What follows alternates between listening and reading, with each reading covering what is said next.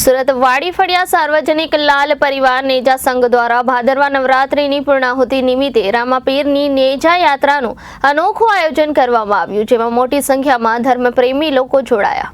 સુરત શહેરના વાડીફળિયા સાર્વજનિક લાલ પરિવાર નેજા સંઘ દ્વારા આજે ભાદરવા નવરાત્રિની પૂર્ણાહુતિ નિમિત્તે રામાપીર નેજા યાત્રાનું આયોજન મહિલા મંડળ અને યુવક મંડળ સવારે ખાડાકુવા વાડીફળિયા રાંદેરથી ભગવાન શ્રી રામદેવની મહારાજના નવરાત્રિની પૂર્ણાહુતિ નિમિત્તે નામાના ધેજની યાત્રા નીકળી હતી, જેમાં માનતાની પચરંગી, સપ્તરંગી અને નવરંગી નેજા નિશાન સાથે રામમઢી જહાંગીરપુરા સુધીની યાત્રા કરવામાં આવી હતી, જેમાં રામમઢીના મહંત મૂળદાસ બાપુ દ્વારા નેજા યાત્રાનું ભાવભર્યું સ્વાગત સાથે નેજા યાત્રાનો પૂરો મહિમા સમજાવ્યો હતો.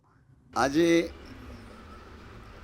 રાજસ્થાનનો તહેવાર અને દ્વારિકાનો ભગવાન, આ બધા સમન્વયને પહેલેથી ઋષિ પરંપરા, વૈદિક પરંપરા, આપણા આર્યત્વને એકી સાથે જોડી રાખવા માટે ભગવાન દ્વારકા સુધી અવતારની ભૂમિકામાં બધાને પ્રેમ આપતા આપતા આપતા એવી રીતે જરૂર પડી ત્યારે સાધુના કપડાં પહેરીને બહુ રંજાડ થતી હતી મારવાડ પ્રદેશમાં. એટલે ભગવાન ત્યાં પધાર્યા અને બધાના બની એ કોઈ એકને પોતાના માની આ ભગવાન અદ્ભુત લીલા કરી આપણા ગુજરાતમાં એવા છવાઈ ગયા છે કે બધા હિન્દુઓને એમ લાગે આ અમારો તારણ ભગવાન છે, અમારો તારક ભગવાન છે. એટલે એની વ્યાપકતા નાનાથી મોટા સમાજ સુધી સમાન રહી છે. આ તહેવારને આજે બધા નવમીના નિશાન રોપી, એટલે નેજાની નિશાની જેમ રાષ્ટ્રધ્વજ છે એવી જ રીતે આ 5 રંગનો, પંચતત્વના રંગોનો એક બીજમાં 5 તત્વો સમાવીને આ ભગવાન એવી રીતે લોક હૃદયમાં છવાઈ ગયા છે. રાજાના દીકરા પણ તેઓ નાનામાં નાના એક દલિત સમાજની વચ્ચે પણ બેસી, વાલ્મિક સમાજની વચ્ચે બેસી, બધાને પોતાના માની પોતે બધાના થઈને એક નવા યુગની કે આત્મદ્રષ્ટા યુગની બધાને પોતાના અંદર પડેલી શક્તિઓના ખ્યાલો આવે એવા કારણથી ભગવાન ચારે બાજુ પઢેલા ન પઢેલા બધાના થઈને રહે છે. એનો આજે આ ઉત્સવ ઉજવે છે.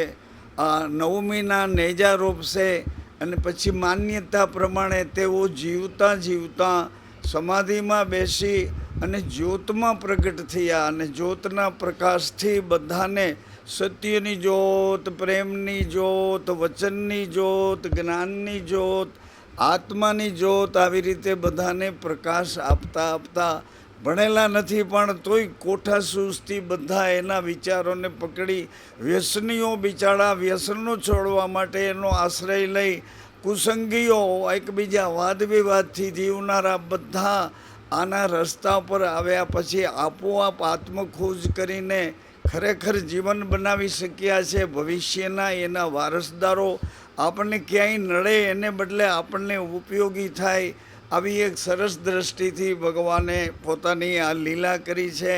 અને લીલા તમે પણ કરી શકો, તમારી અમુક પ્રકારની નિયમિતતાથી તમે પણ લીલા કરી શકો. આપણા સૌરાષ્ટ્રના આ ગુજરાતમાં આવેલા બધા નાના મોટા દરેક વર્ણ વિભાગના વેચાયેલા જુદા જુદા ધીમે ધીમે બધા એક થઈશું ને તો આપણે કંઈક કરી શકશું. ભવિષ્યના વારસદારો આપણને ક્યાંક આપણને નહીં સમજી શકે કે આ લોકો હજી આપણને રોકે છે, આપણી ગતિને રોકે છે. એટલે અત્યારે શિક્ષણ જગતની વ્યવસ્થામાં બધા જો વિદ્યાર્થી, દીકરા દીકરીઓ એના તમે વાલી છો તો વાલી તરીકેની તમારી ફરજ બજાવો.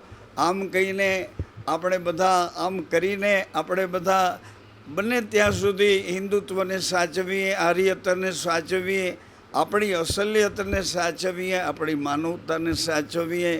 એક થોડીક મહેનતને થોડુંક નાનકડું નિયમ લઈ પોતે પોતાને ડૂબતા બચાવી લઈએ, પોતે પોતાનું જતન કરીએ, ભવિષ્યનું જતન કરીએ. આવતીકાલના યુગમાં બધા અંદરોઅંદર એટલા બધા ઝઘડા કરે એવા વિચારો સુધી પહોંચે એને બદલે બધા અંદરોઅંદર એકબીજાને આત્મીયતાથી ભેટવા માટે પોતાના છે એમ સમજી પોતાના ઘરે પોતે એમના થઈ જાય.